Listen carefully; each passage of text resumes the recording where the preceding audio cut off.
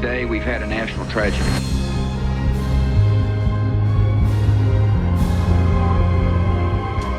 In an apparent terrorist attack on our country, 2 airplanes have crashed into the World Trade Center. You know how sometimes you just don't want to get out of bed? Yep. That was me today. Everything okay? Yep.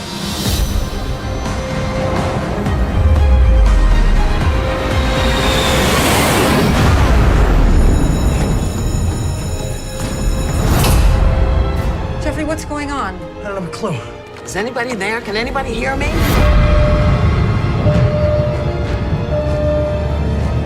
Guys, we got 32 elevators off the grid. All the upper floors are gone. Hello? Anybody hear me? Betsy, it's Eddie. Baby, you're not gonna believe this. Hello? Oh, Mom! Where the hell are you? We're still in the North Tower. Can you please have her call my wife? Me too. Mom, listen to me. Hello?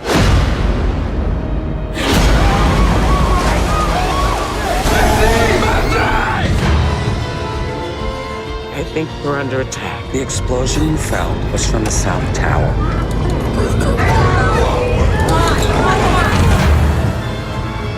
You don't know me. I'm calling you for your husband. He wanted you to know that he loves you. You gotta get out of this building now!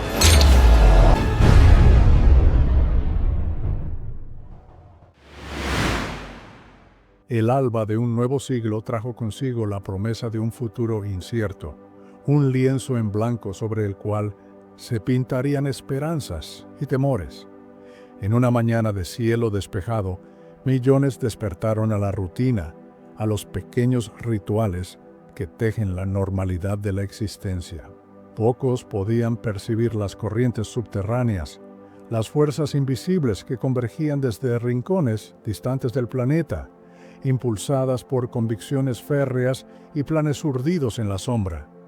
Hombres y mujeres, ajenos entre sí, se movían inexorablemente hacia un destino compartido, un punto de inflexión catastrófico que redibujaría el mapa del poder global y las fronteras de la seguridad. La fragilidad de la paz, a menudo olvidada en la comodidad de lo cotidiano, estaba a punto de revelarse con una brutalidad sin precedentes. Aquel día no sería uno más en el calendario, se convertiría en una cicatriz en la memoria colectiva, una línea divisoria entre un antes y un después. Lo que estaba a punto de suceder cambiaría no solo el curso de la historia, sino la manera misma en que el mundo se percibía a sí mismo, desatando ecos que resonarían por generaciones en el corazón de una nación y más allá. La organización, conocida como Al-Qaeda, cuyo nombre se traduce como la base, fue establecida en 1988 por Osama Bin Laden. Su génesis se encuentra en una red de veteranos árabes y otros combatientes extranjeros que habían participado en la insurgencia afgana contra la Unión Soviética, un conflicto que contó con el respaldo de Estados Unidos. Inicialmente, el propósito de Al-Qaeda era brindar apoyo a diversas causas islamistas en conflictos alrededor del mundo.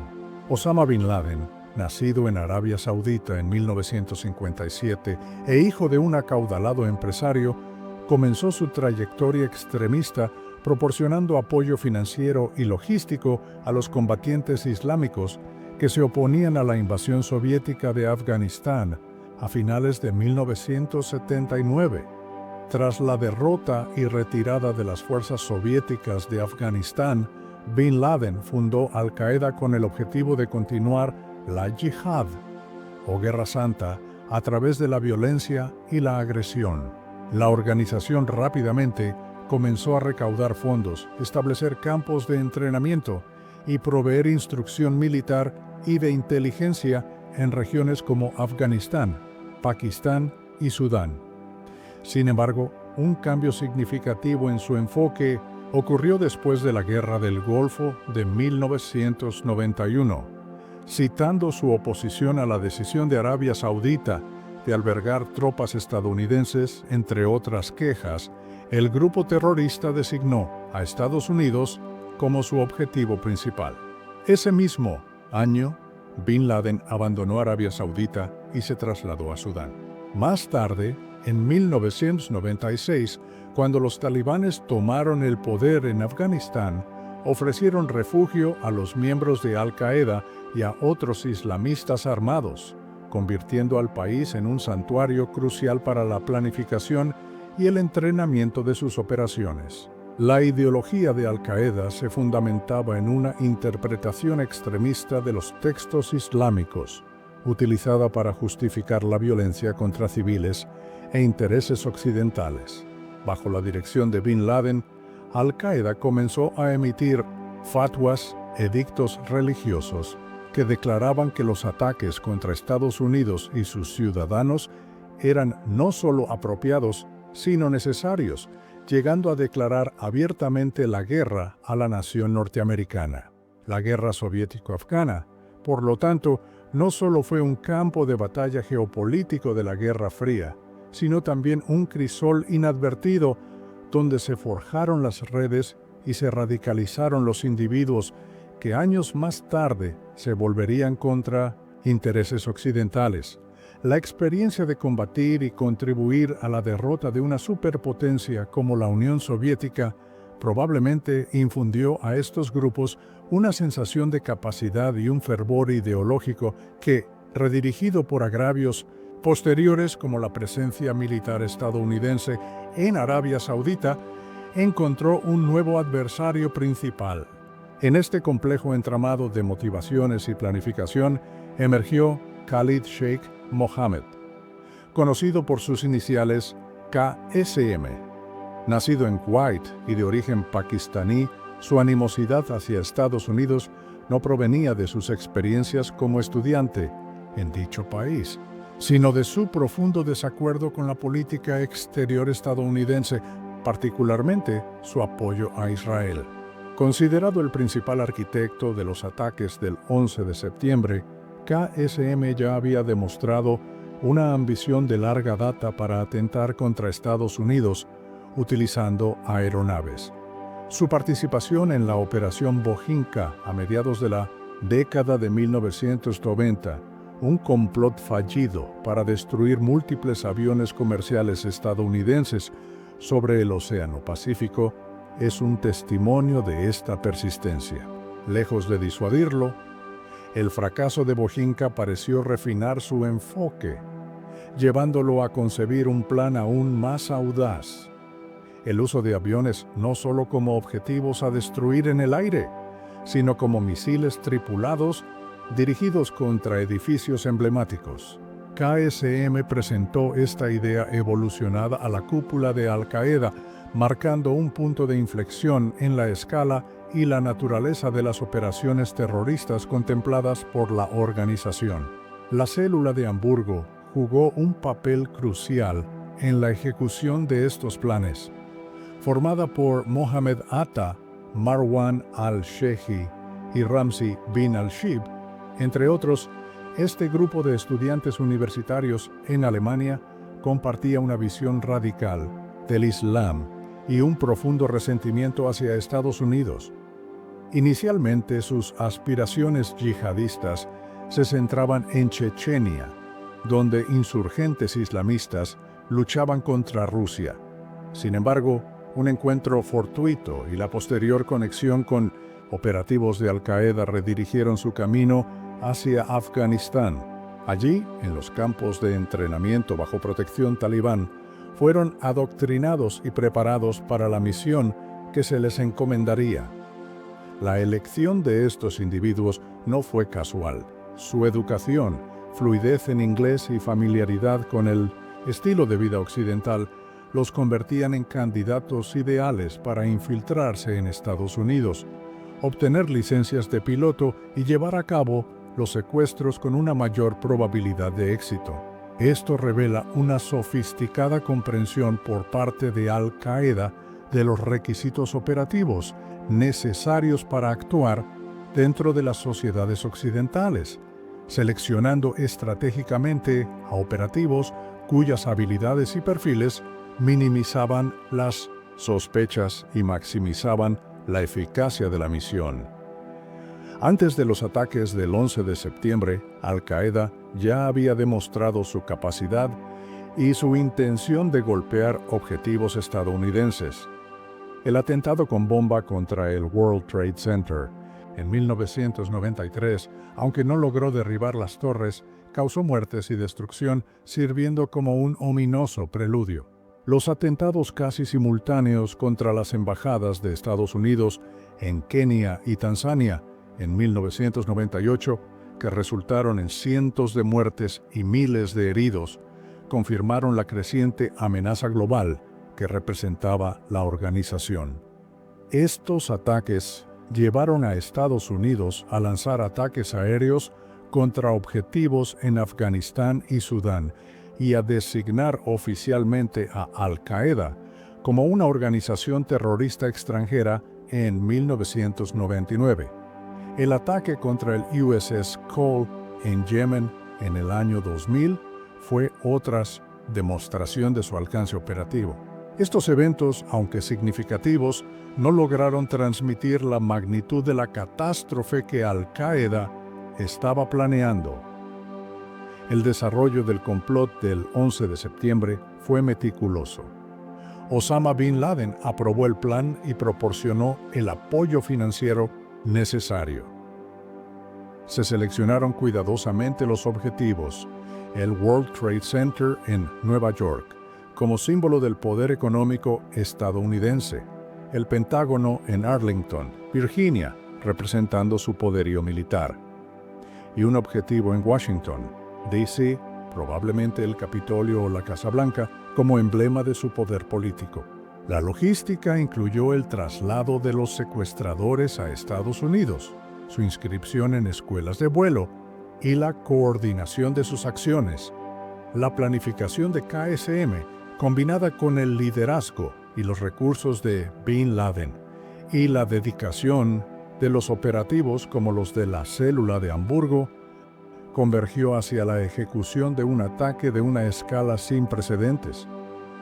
La mañana del martes 11 de septiembre de 2001 comenzó como cualquier otra para millones de personas, pero para los 19 secuestradores de Al-Qaeda era la culminación de años de planificación.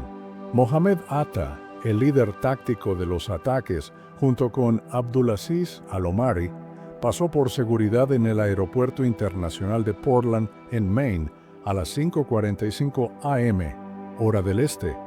Abordaron un vuelo de conexión a Boston, donde luego embarcaron en el vuelo 11 de American Airlines. Este avión, un Boeing 767, despegó del Aeropuerto Internacional Logan de Boston a las 7:59 a.m., con destino a Los Ángeles, llevando a bordo 76 pasajeros, 11 miembros de la tripulación y 5 secuestradores. Aproximadamente a las 8:14 a.m., el secuestro del vuelo 11 dio comienzo. La tripulación dejó de responder a los controladores aéreos, y poco después, el transpondedor del avión, que permite su identificación en el radar, fue apagado. En un acto de valentía, las azafatas Betty Young y Amy Sweeney lograron contactar con personal de tierra de American Airlines. Sus llamadas, realizadas en circunstancias extremas, proporcionaron los primeros detalles escalofriantes de lo que ocurría a bordo. Informaron que varios miembros de la tripulación habían sido apuñalados, que se había utilizado algún tipo de gas irritante, posiblemente masa, y que los secuestradores habían irrumpido en la cabina de mando.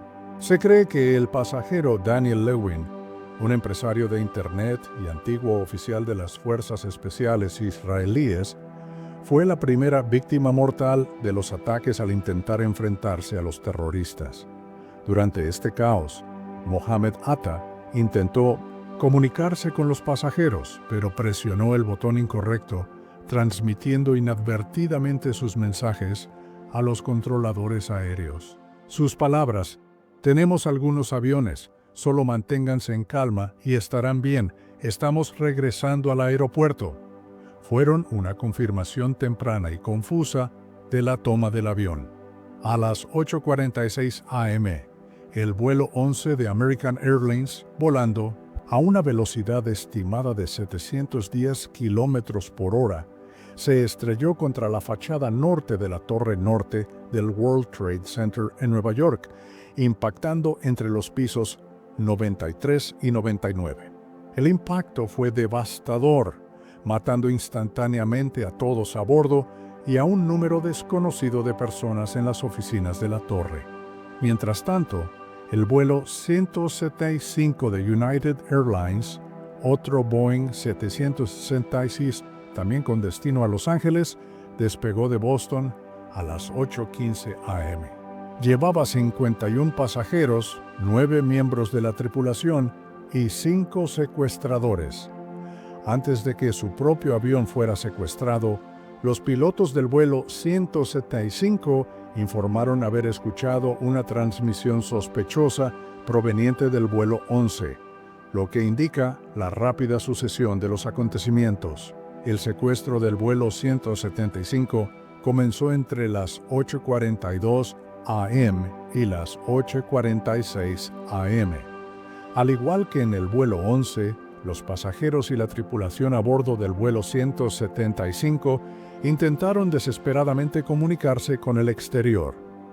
Las llamadas telefónicas de pasajeros como Peter Hanson y Brian David Sweeney y del asistente de vuelo Robert Fangman pintaron un cuadro de terror, informando sobre apuñalamientos, la muerte de los pilotos y la toma de la cabina. Mientras los secuestradores maniobraban el avión, este estuvo peligrosamente cerca de colisionar con otras aeronaves. A las 9:03 am, el vuelo 175 de United Airlines se estrelló contra la fachada sur de la torre sur del World Trade Center, impactando entre los pisos 77 y 85. Este segundo impacto, transmitido en directo por las cadenas de televisión que ya cubrían el incendio en la torre norte, eliminó cualquier duda sobre la naturaleza deliberada de los ataques y sumió a la nación y al mundo en un estado de shock y horror. La transmisión en vivo de este segundo impacto tuvo un efecto psicológico inmediato y profundo, diferente a cualquier ataque terrorista anterior que se hubiera reportado después del hecho. Millones de personas presenciaron la catástrofe en tiempo real, lo que contribuyó a la sensación de trauma compartido y a la pregunta que definiría una generación. ¿Dónde estabas cuando ocurrió el 11S? El tercer avión involucrado fue el vuelo 77 de American Airlines, un Boeing 757 que despegó del Aeropuerto Internacional Dulles, en las afueras de Washington, D.C., a las 8:20 am, con destino a Los Ángeles. A bordo viajaban 53 pasajeros, 6 miembros de la tripulación y 5 secuestradores. Este vuelo mantuvo su normalidad durante un periodo ligeramente más prolongado. Sin embargo, el secuestro de este vuelo comenzó aproximadamente a las 8:51 am y a las 8:56 am su transpondedor fue apagado. Una de las pasajeras, Barbara Olson, esposa del entonces Procurador General de Estados Unidos, Ted Olson, logró realizar 2 llamadas a su marido, informándole que el avión había sido secuestrado por individuos armados con cuchillos y cúteres, y que tanto pasajeros como tripulación habían sido confinados en la parte trasera del avión. El equipo de secuestradores de este avión, comandado por Hani Hanjour, quien poseía una licencia de piloto comercial, tomó el control y ejecutó un viraje pronunciado hacia el este, regresando en dirección a Washington, D.C.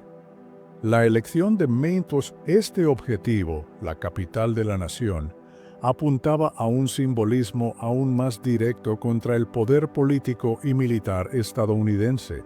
La falta de información clara y la rapidez con la que se desarrollaban los acontecimientos dificultaban enormemente la capacidad de respuesta de las autoridades. El vuelo 77 desapareció de los radares durante un tiempo considerable, volando sin ser detectado durante 36 minutos en dirección este hacia Washington, D.C., lo que puso de manifiesto fallos críticos en la cobertura radar y en los protocolos de respuesta de la Administración Federal de Aviación, la FAA, y el Mando Norteamericano de Defensa Aeroespacial, NORAD. A las 9:37 a.m., el vuelo Cessna CX, American Airlines impactó contra el lado oeste del Pentágono en Arlington, Virginia. Las 64 personas a bordo del avión murieron instantáneamente, junto con 125 personas entre personal militar y civil, dentro del edificio. El cuarto y último avión secuestrado fue el vuelo 93 de United Airlines, un Boeing 757 que debía cubrir la ruta entre Newark, Nueva Jersey y San Francisco. Su despegue se retrasó más de 25 minutos debido al tráfico matutino habitual, partiendo finalmente a las 8:42 a.m. Este retraso resultaría ser un factor crucial. A bordo viajaban 33 pasajeros, 7 miembros de la tripulación y 4 secuestradores. El secuestro del vuelo 93 comenzó alrededor de las 9:28 a.m. Forzados a la parte trasera del avión, los pasajeros y la tripulación comenzaron a realizar numerosas llamadas telefónicas. A través de estas comunicaciones se enteraron de los ataques ya perpetrados contra el World Trade Center y el Pentágono. Esta información, disponible gracias al retraso del vuelo, que permitió que las noticias de los otros ataques se difundieran, fue determinante. Comprendiendo que su avión también formaba parte de un ataque suicida y que no se trataba de un secuestro tradicional con demandas de rescate, un grupo de pasajeros y miembros de la tripulación tomaron la heroica decisión de enfrentarse a los terroristas. Frases como "Let's roll", pronunciada por Todd Beamer, se convirtieron en un símbolo de su resistencia. La grabadora de voz de la cabina capturó los sonidos de la lucha desesperada que se desató a bordo. Ante la revuelta de los pasajeros, los secuestradores, perdiendo el control del avión, optaron por estrellarlo antes de que pudiera ser retomado o alcanzar su objetivo en Washington, D.C., que se cree era el Capitolio de los Estados Unidos o la Casa Blanca.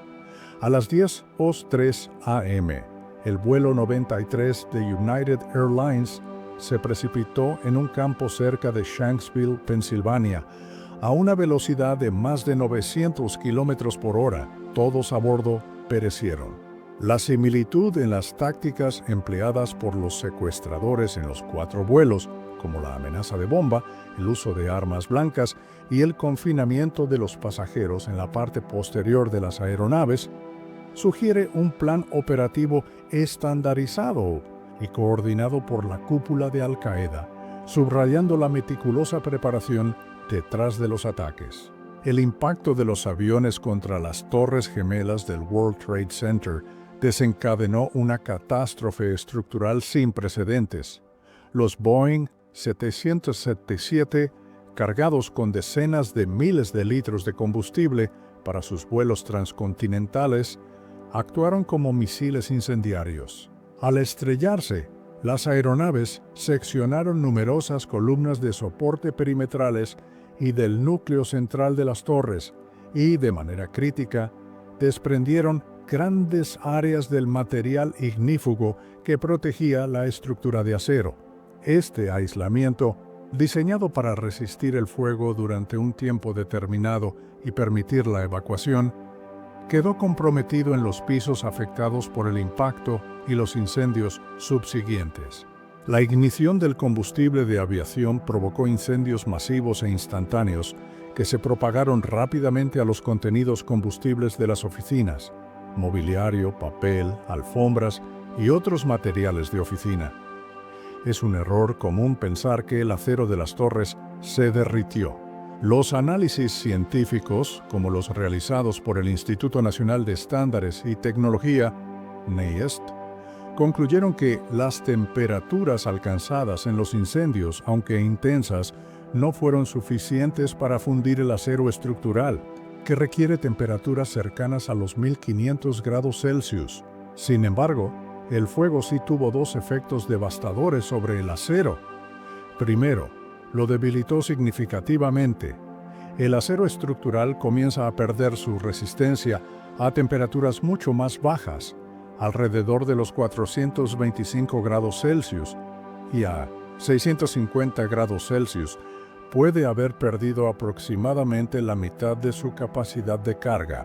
Segundo, y quizás más importante, el calor provocó una dilatación y distorsión no uniforme del acero expuesto directamente a las llamas, especialmente en las armaduras de los pisos que habían perdido su protección ignífuga. Estas armaduras, al combarse por el calor, ejercieron una tracción hacia el interior sobre las columnas perimetrales y al mismo tiempo perdieron su capacidad de soportar las cargas de los pisos superiores. La torre sur, WC2, impactada por el vuelo 175 a las 9:03 am, fue la primera en colapsar. Tras arder durante aproximadamente 56 minutos, su estructura cedió a las 9:59 am.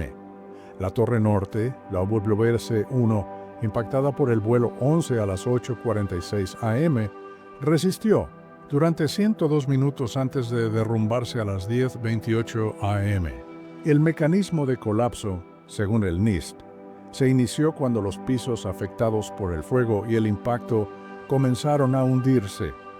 Este hundimiento tiró de las columnas perimetrales hacia adentro, provocando su pandeo.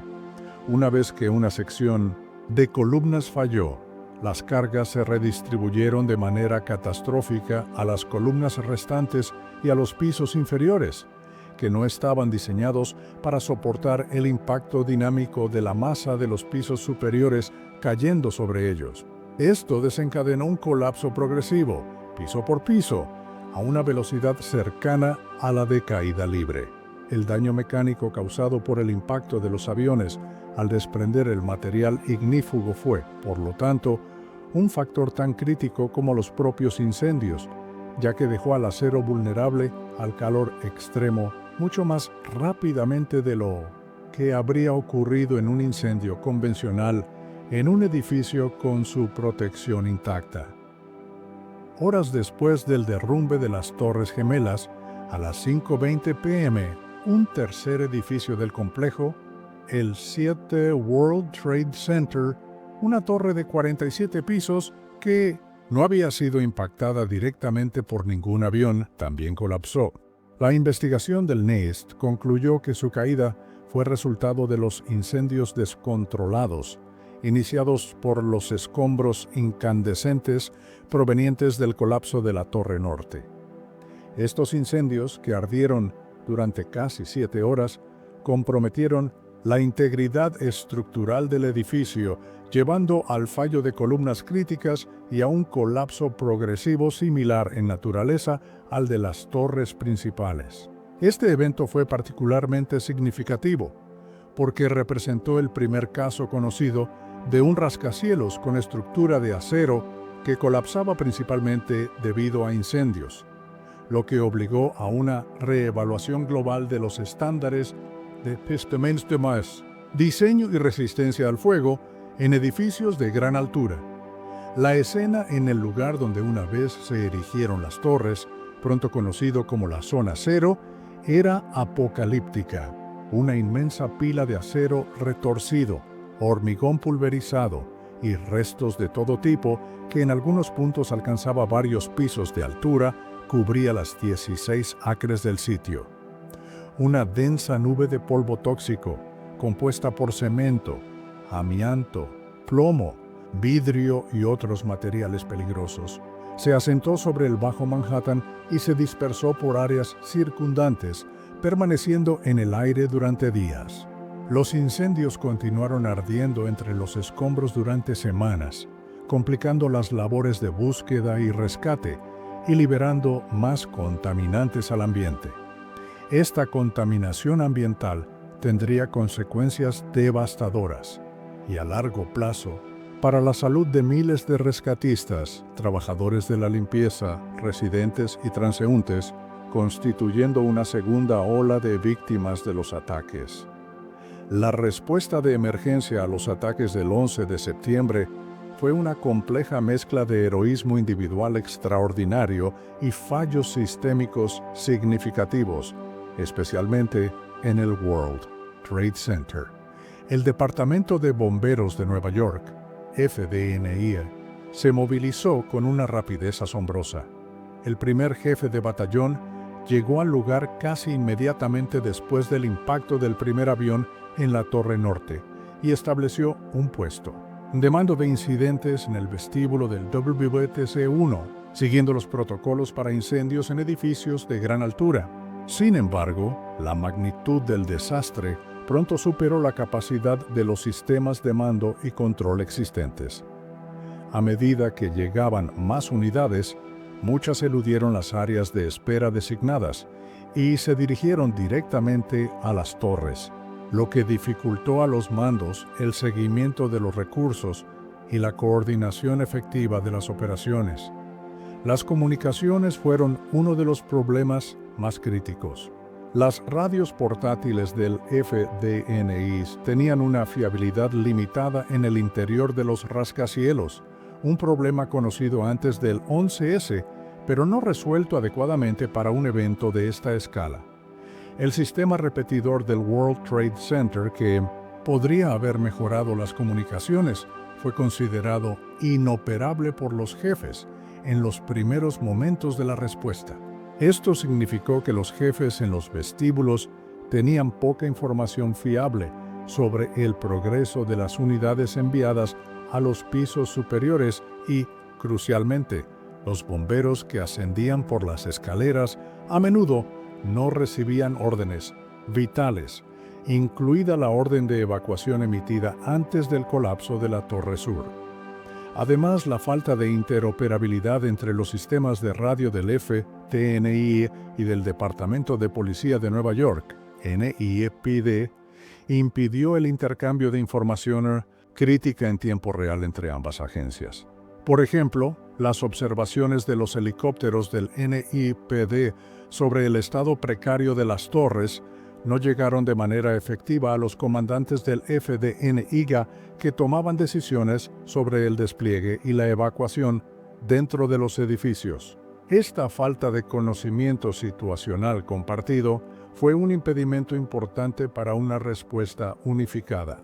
A pesar de estos desafíos, los bomberos del FDNY realizaron evacuaciones y rescates heroicos, adentrándose en las torres en llamas para salvar a miles de personas. Su sacrificio fue inmenso. 343 miembros del FDNY perdieron la vida ese día, la mayor pérdida de vidas de cualquier agencia de respuesta a emergencias en la historia de Estados Unidos. El NYPD también desplegó a sus oficiales, quienes ayudaron en las evacuaciones, aseguraron el perímetro y gestionaron el caos en las calles circundantes. Al igual que el FDNY, enfrentaron problemas de comunicación y coordinación interagencial. 23 oficiales del NYPD murieron en el cumplimiento de su deber. La Autoridad Portuaria de Policía, PAPD, tuvo una respuesta inmediata, ya que el World Trade Center era su jurisdicción y albergaba su sede. Sufrieron pérdidas catastróficas, incluyendo a su superintendente de policía y muchos de sus oficiales, además de la destrucción de su cuartel general. A pesar de esta devastación, los oficiales de la PAPD jugaron un papel crucial en los esfuerzos de rescate y evacuación desde los primeros momentos. 37 oficiales de la PAPD hicieron el último sacrificio. En contraste con la respuesta, en el World Trade Center, la respuesta de emergencia en el Pentágono fue, en general, más efectiva, a pesar de la complejidad de un incidente que involucraba múltiples jurisdicciones. El éxito se atribuyó en gran medida a la existencia y aplicación del Sistema de Mando de Incidentes, ICS, en la región de la capital nacional. El Departamento de Bomberos del Condado de Arlington asumió el papel de comandante del incidente, coordinando a numerosas agencias locales, estatales y federales, así como a personal militar. Las sólidas relaciones profesionales y la confianza preexistente entre los respondedores de la región, forjadas a través de eventos y ejercicios de entrenamiento conjuntos, también contribuyeron a una respuesta más cohesionada, aunque también hubo desafíos de comunicación, especialmente en el contexto más amplio de la gestión de la crisis a nivel nacional. La estructura del ICS proporcionó un marco para una coordinación más eficaz en el lugar. La Administración Federal de Aviación, FAA, y el Comando de Defensa Aeroespacial de América del Norte, NORAD, enfrentaron sus propios fallos sistémicos. A las 9:45 a.m., la FAA tomó la medida sin precedentes de ordenar el aterrizaje de todas las aeronaves civiles en el espacio aéreo de Estados Unidos, una decisión que involucró a unos 4.500 aviones. Sin embargo, antes de esta orden, la notificación y coordinación entre la FAA y NORAD fueron lentas e ineficaces. Los protocolos existentes para secuestros aéreos no contemplaban el uso de aviones como armas suicidas ni la rapidez con la que se desarrollaron los eventos. Hubo dificultades para rastrear los vuelos una vez que sus transpondedores fueron apagados y retrasos significativos en el envío de cazas interceptores. También existió confusión en torno a las autorizaciones para derribar aviones secuestrados que llegaron demasiado tarde para tener algún efecto. El informe de la comisión del 11S fue particularmente crítico con estas fallas institucionales, señalando que la FAA y NORAD no estaban preparados para el tipo de ataques lanzados ese día. En medio de estos desafíos sistémicos, surgieron innumerables actos de heroísmo civil. Personas como Benjamin Clark, un chef y ex-marine, que se aseguró de que todos en el piso 96 de la Torre Norte evacuaran antes de perecer, ayudando a una mujer en silla de ruedas en el piso 78. Wells Crowther, un joven operador de bolsa y bombero, voluntario que, con un pañuelo rojo cubriendo su rostro, guió a numerosos supervivientes a la seguridad antes de volver a entrar en la Torre Sur y morir en su colapso. Y Rick Rescorla, jefe de seguridad de Morgan Stanley, que, desoyendo los anuncios iniciales de permanecer en el lugar, evacuó a casi 2.700 empleados de la Torre Sur, pereciendo cuando regresó para buscar a más personas. William Rodríguez, un conserje del World Trade Center, utilizó su llave maestra para abrir puertas en las escaleras, guiando a los bomberos y ayudando a salvar cientos de vidas. Estos actos, junto con la revuelta de los pasajeros del vuelo 93, demostraron una extraordinaria valentía y altruismo frente a un peligro inimaginable. La respuesta al 11S, por lo tanto, es una historia de contrastes.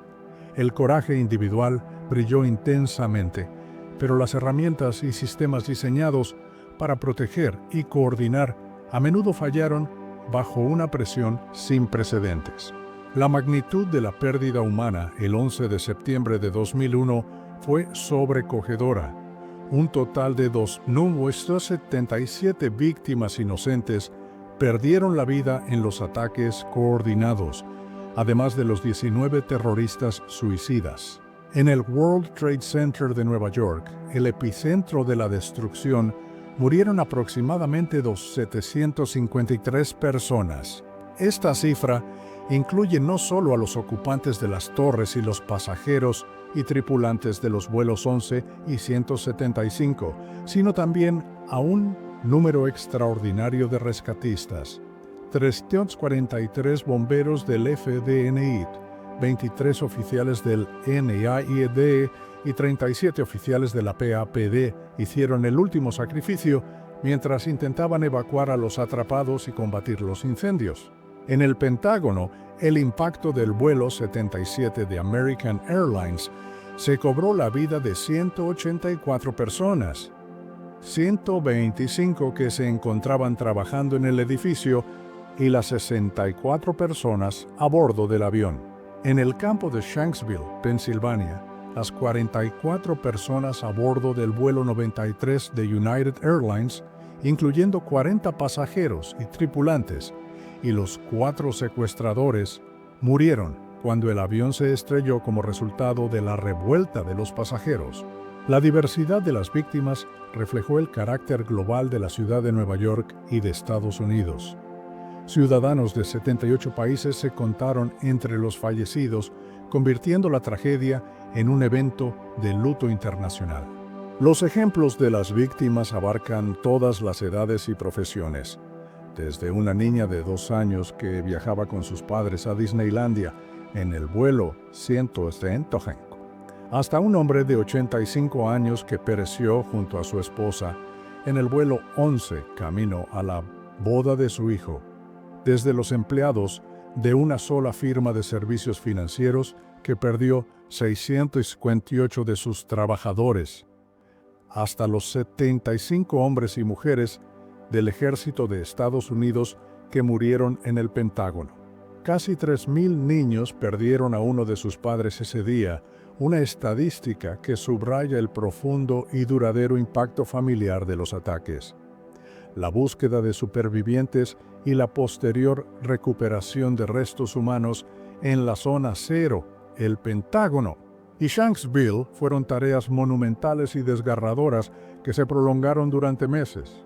En la zona 0, los equipos de rescate y recuperación trabajaron incansablemente en condiciones peligrosas, entre montañas de escombros humeantes y acero retorcido, con la esperanza que se desvanecía rápidamente de encontrar a alguien con vida. La recuperación de restos fue un proceso arduo y emocionalmente agotador, crucial para ofrecer algún cierre a las familias de las víctimas.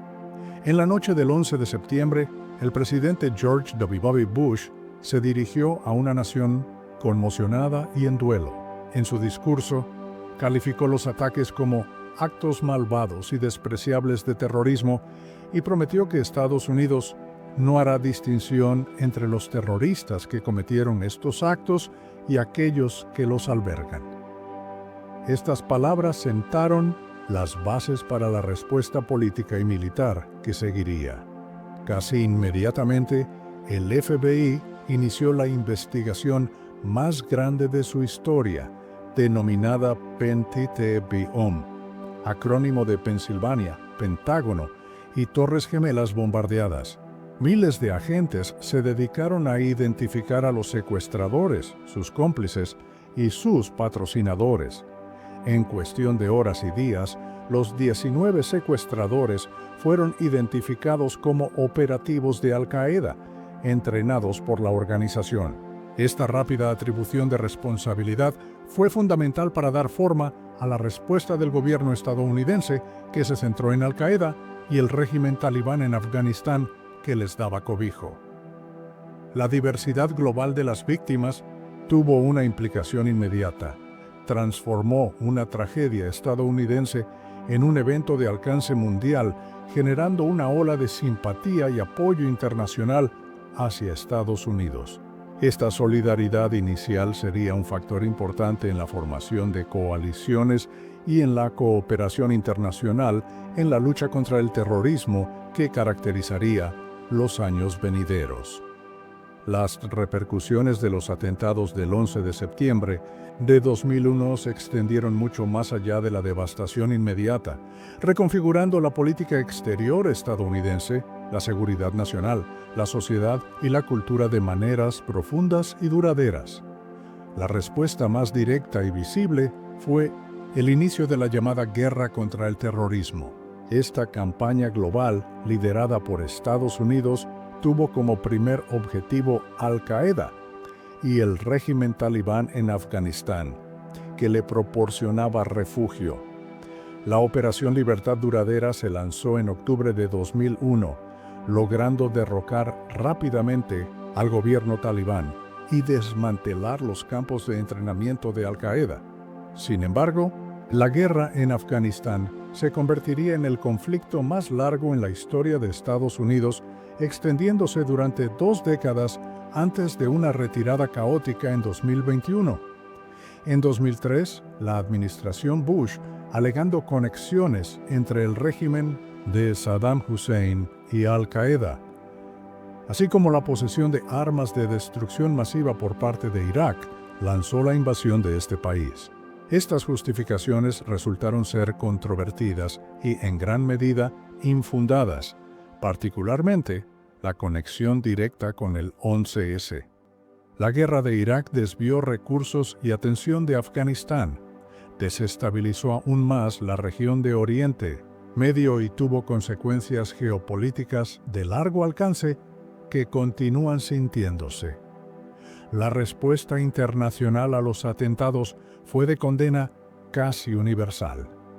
Líderes de todo el mundo expresaron sus condolencias y su solidaridad con Estados Unidos. La Organización del Tratado del Atlántico Norte, la OTAN, invocó por primera vez en su historia el artículo 5 de su tratado fundacional, que establece que un ataque contra un miembro es un ataque contra todos, lo que proporcionó una base para la participación de aliados en la posterior campaña en Afganistán. Naciones Unidas también condenó los ataques y aprobó resoluciones para combatir el terrorismo internacional. Sin embargo, la posterior decisión de Estados Unidos de invadir Irak sin un mandato explícito del Consejo de Seguridad de la ONU generó divisiones significativas en la comunidad internacional. A nivel nacional, los ataques provocaron una reorganización masiva del aparato de seguridad del gobierno. Se creó el Departamento de Seguridad Nacional, DHS, en 2003, consolidando 22 agencias federales dispares bajo un mismo mando, con el objetivo de proteger el territorio estadounidense de amenazas terroristas y responder a desastres. La Administración de Seguridad en el Transporte, TSA, también fue establecida, implementando medidas de seguridad mucho más estrictas en los aeropuertos de todo el país, transformando para siempre la experiencia de viajar en avión. Se fortificaron las puertas de las cabinas de los aviones, se mejoraron los procesos de selección de pasajeros y equipaje y se crearon listas de exclusión aérea.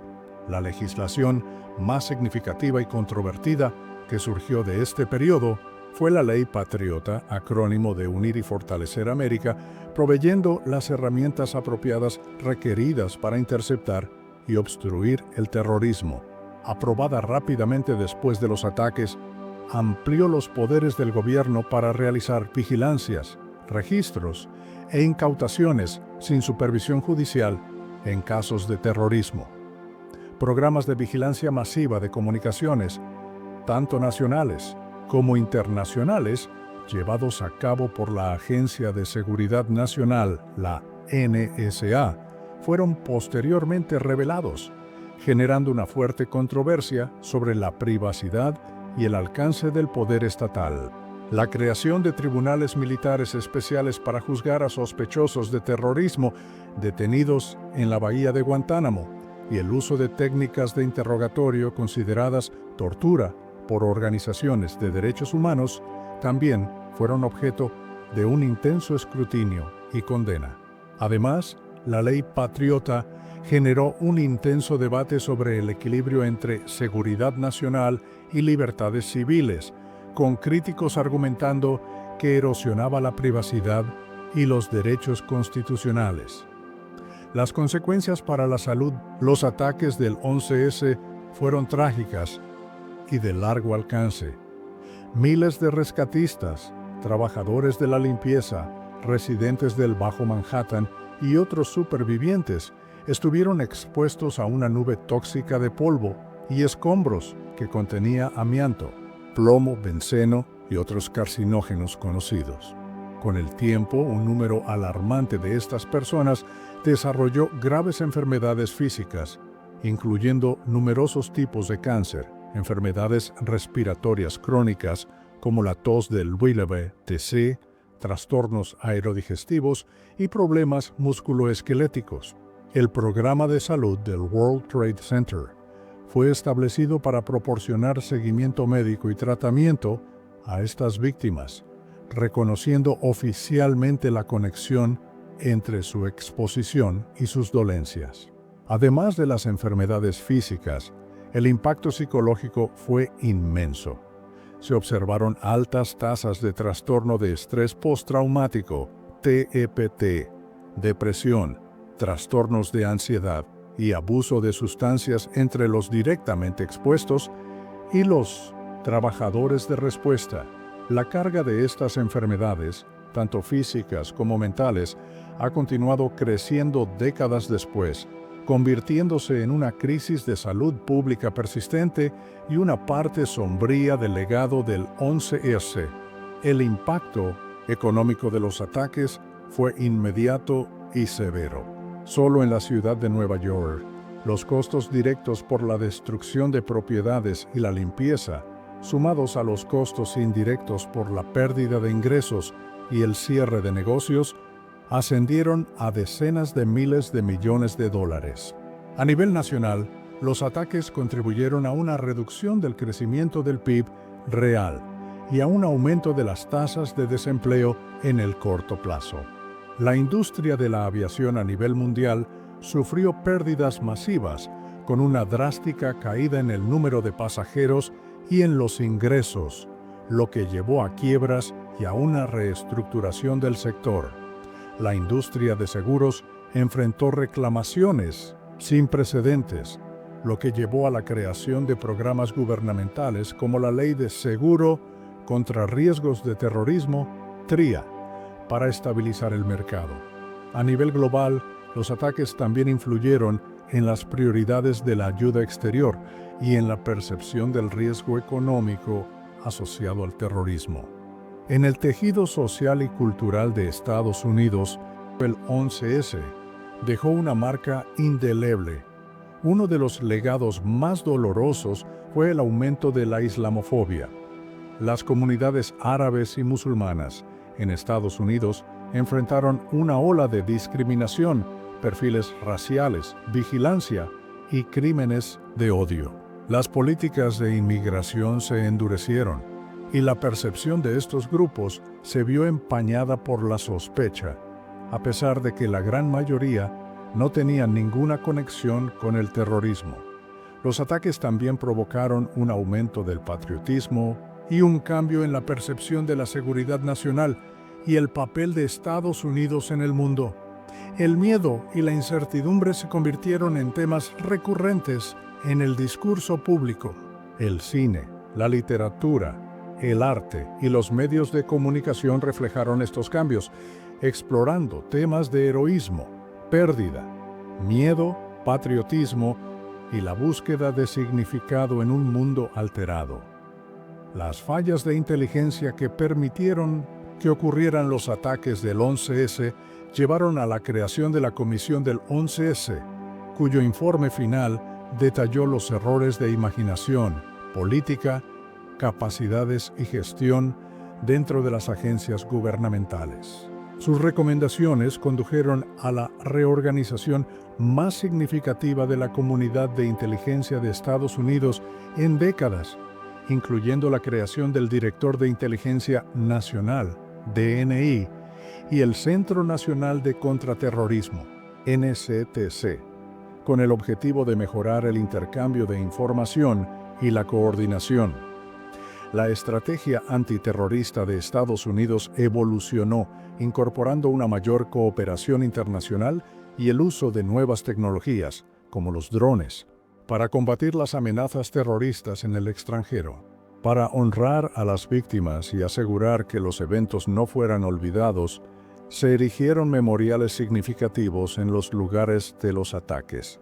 El National September 11 Memorial and Museum en Nueva York, el Pentagon Memorial en Arlington y el Lee Theodore Flight 93, National Memorial en Shanksville, sirven como lugares de recuerdo, reflexión y educación.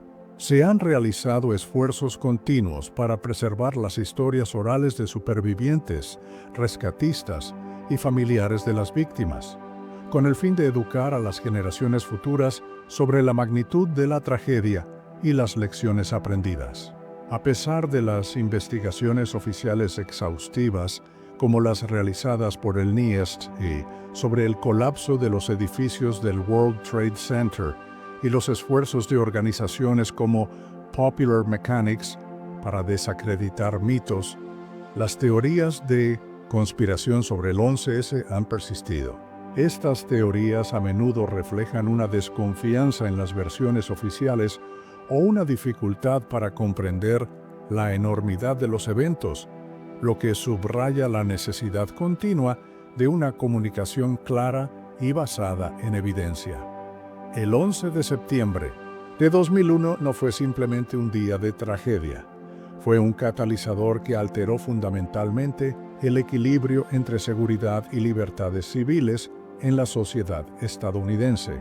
El aumento de la vigilancia gubernamental, la intensificación de la seguridad en los aeropuertos y la creación de una esfera pública más securitizada transformaron la vida cotidiana y las normas cívicas de formas que perduran. El fenómeno del terrorismo global, encarnado en Al-Qaeda en aquel momento, no desapareció con la muerte de Osama Bin Laden ni con la degradación de la organización original. Nuevos grupos y amenazas han surgido, adaptando sus tácticas y aprovechando la inestabilidad en diversas regiones del mundo. La lucha contra el terrorismo sigue siendo un desafío complejo que requiere un enfoque multifacético que combine medidas de seguridad, cooperación internacional, esfuerzos para contrarrestar la radicalización y la promoción de la estabilidad y el desarrollo. La experiencia del 11 de septiembre también cambió la percepción que muchos estadounidenses tenían de su propio país y de su lugar en el mundo. La sensación de invulnerabilidad que había prevalecido en gran medida se hizo añicos. Surgió una mayor conciencia de las amenazas globales y de la interconexión del mundo, pero también, en algunos casos, un mayor temor y desconfianza hacia el exterior. El concepto de patria o Homeland Security adquirió una nueva prominencia en el discurso político y en la asignación de recursos gubernamentales. 20 años después de los atentados, y aún más allá, las repercusiones siguen sintiéndose. Las guerras en Afganistán e Irak concluyeron formalmente para las tropas estadounidenses, pero dejaron tras de sí sociedades fracturadas y desafíos de seguridad persistentes. La amenaza del terrorismo yihadista global ha evolucionado con nuevos grupos y tácticas, y la lucha contra el extremismo violento sigue siendo una prioridad para muchos gobiernos. Las cicatrices físicas y emocionales de los ataques perduran en los supervivientes, en las familias de las víctimas y en las comunidades afectadas. El 11 de septiembre de 2001 fue, sin duda, un punto de inflexión en la historia contemporánea, no solo por la magnitud de la destrucción y la pérdida de vidas, sino por la forma en que alteró el curso de la política internacional, las estrategias de seguridad, las normas sociales y la conciencia colectiva. Recordar los acontecimientos de aquel día, en toda su complejidad y crudeza, es esencial no solo para honrar a quienes se perdieron, sino para comprender las fuerzas que moldearon el mundo en el que vivimos hoy y para reflexionar sobre las lecciones que debemos extraer para el futuro. La narración detallada de los eventos, desde los preparativos de los terroristas hasta las consecuencias a largo plazo, sirve como un testimonio de la capacidad humana tanto para la destrucción como para la resiliencia, el odio y el heroísmo. Es una historia que debe ser contada y escuchada para que el recuerdo sirva de faro contra la oscuridad y la barbarie, y para que la búsqueda de la paz y la seguridad se guíe por la sabiduría extraída de la tragedia.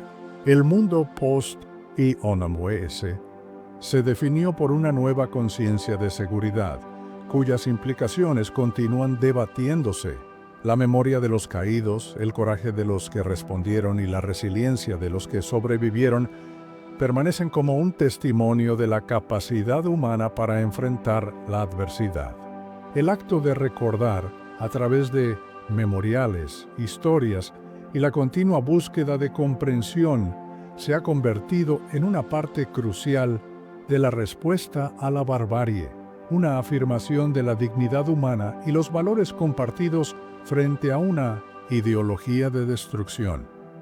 El legado del 11 de septiembre es, por tanto, una compleja interacción de pérdida, cambio y la incesante labor de la memoria. Aquel día se grabó a fuego en la historia, no solo por la devastación infligida, sino por las innumerables formas en que el mundo, y en particular Estados Unidos, se vio obligado a reexaminarse y a redefinir su camino hacia adelante. Las lecciones extraídas y las que aún se están asimilando continúan moldeando el presente y el futuro.